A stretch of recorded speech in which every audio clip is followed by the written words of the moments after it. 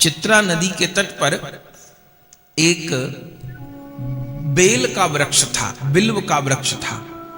तो एक बार राईचरण बालकों के साथ खेल रहे थे चित्रा नदी के पास में, उस बिल्व वृक्ष के आसपास।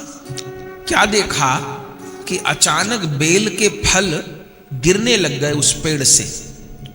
और जिन बालकों के साथ खेल रहे थे बड़े बाबा, कभी किसी के सिर से टकराए, कभी किसी के सिर से आके टकराए, कभी किसी के सिर से आके टकराए।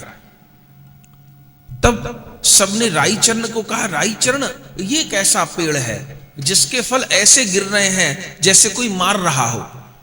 तो पहले दिन तो बड़े बाबा जी महाराज कोई ध्यान नहीं दिए, अगले दिन फिर वहीं खेलने गए तो फिर बेल के वृक्ष गिरने लग गए।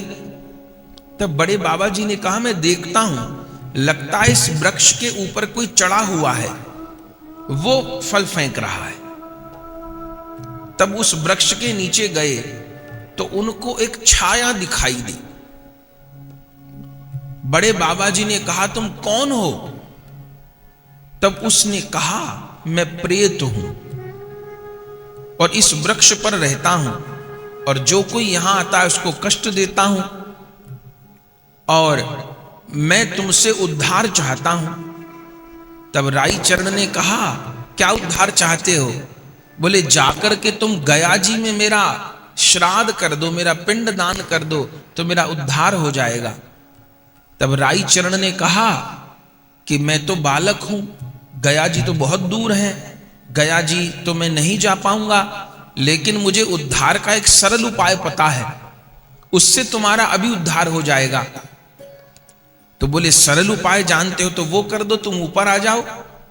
तब राईचरण बोले कि ये जो बेल का वृक्ष है ये साक्षात शिव का स्वरूप है, तो बेल के वृक्ष के ऊपर मैं नहीं चढ़ूंगा, तुम नीचे आ जाओ। तब सबको दिखाई पड़ा बालकों को कि एक छाया पेड़ से नीचे उतर के आई और बड़े बाबा जी के पास आकर के खड़ी हो गई। और उस समय बड़े बाबा जी उस प्रेत को महामंत्र श्रवण करवाए और जैसे नाम श्रवण करवाए उस प्रेत को कि उसकी प्रेत देह छूट गई और सब बालकों ने देखा कि एक ज्योति ऊपर आकाश में जा रही है। उस प्रेत का उद्धार अपनी बाल लीला में ही बड़े बाबा ने किया।